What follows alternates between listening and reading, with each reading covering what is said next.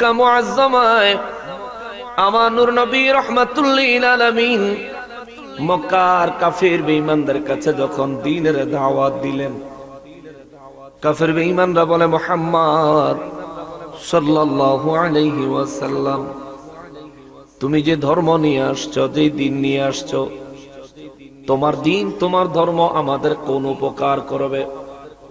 নবী রাহমাতুল লিল আলামিন বলেন, তোমরা যখন ইন্তেকাল করবা, মৃত্যুবরণ করবা, মৃত্যুর সাথে সাথে কবর নামক একটা জিন্দেগি আরম্ভ হবে। ওই জিন্দেগির মধ্যে রব্বুল ইজ্জাতের ফেরেশতাদের সামনে, আল্লাহর প্রতিনিধিদের সামনে তোমাদেরকে 3টা প্রশ্নের জবাব দেওয়ার মাধ্যমে ওই জিন্দেগি শুরু করতে হবে।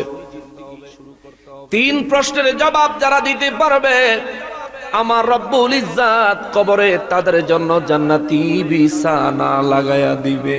সুবহানাল্লাহ। নবী বলেন, ওই 3 প্রশ্নের জবাব যারা দিতে পারবে, ওই ব্যক্তিদের দেহের মধ্যে আমার আল্লাহ জান্নাতি পোশাক লাগায়া দিবে। সুবহানাল্লাহ।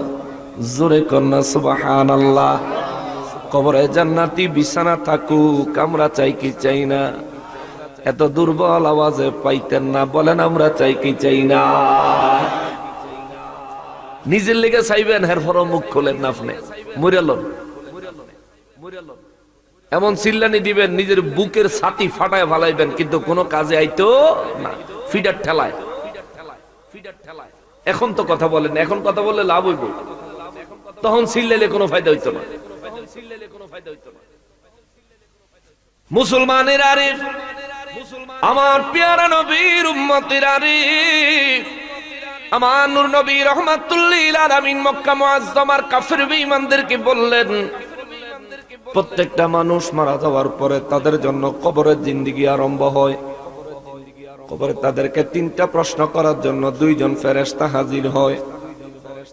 কাফির বেঈমানেরা নবীজির কথা শুনে অন্তরে ভয় আসার পরিবর্তে তারা মুস্কি মুস্কি হাসতেছে।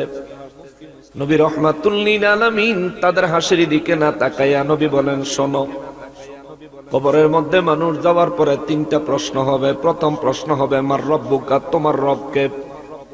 এই প্রশ্নের উত্তর যদি কবরে সঠিকভাবে দিতে হয়, তাহলে এই প্রশ্নের উত্তরে যেই রব্বি আল্লাহ বললে নাজাত মিলবে, ওই আল্লাহর পক্ষ থেকে আল্লাহর দ্বীনের পয়গাম নিয়ে, আল্লাহর দ্বীনের দাওয়াত নিয়ে আমি রাহমাতুল লিল আলামিন আল্লাহর পক্ষ থেকে তোমাদের মাঝে হাজির হয়েছি।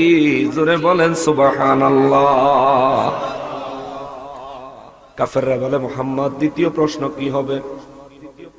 নবী বলেন, দ্বিতীয় প্রশ্ন হবে, ওয়ামা দীনুকা, তোমার দিন কি? আমি যে ইসলামের দাওয়াত নিয়ে এসেছি, দুনিয়ায় যদি এই ইসলামের উপর তোমরা প্রতিষ্ঠিত থাকতে পারো, তাহলে মৃত্যুর পরে কবরে যখন দ্বিতীয় প্রশ্ন করবে, দ্বিতীয় প্রশ্নের উত্তর তোমরা সুন্দরভাবে দিতে পারবা। দীনিয়াল ইসলাম। কাফেররা বলে, হুজুর তাইলে 3 নাম্বার প্রশ্নটা কি? নবী বলেন, 3 নাম্বার প্রশ্ন হইল, মা কুনতা তাকুলু ফি হাক্কি হাযা রাজুলুল্লাযী বুইসা ফীকুম। আল্লাহু আকবার।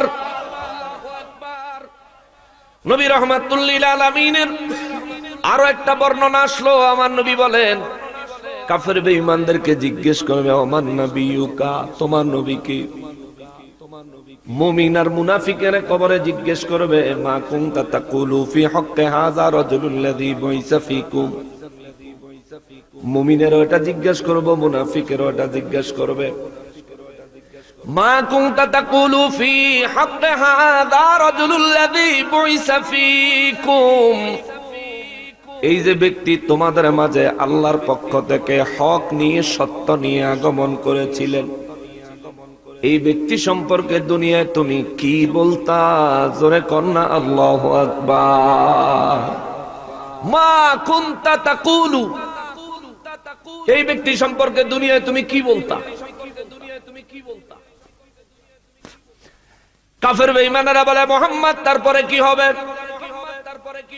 আমার নবী রাহমাতুল লিল আলামিন বলেন, যদি 3 প্রশ্নের উত্তর ঠিকমতো দিতে পারেন, 3 নাম্বার প্রশ্নের জবাব হবে, যদি ইমানদার হয়, ইমানদারের কবরে আমি নবী রাহমাতুল লিল আলামিন তাশরীফ আনবো।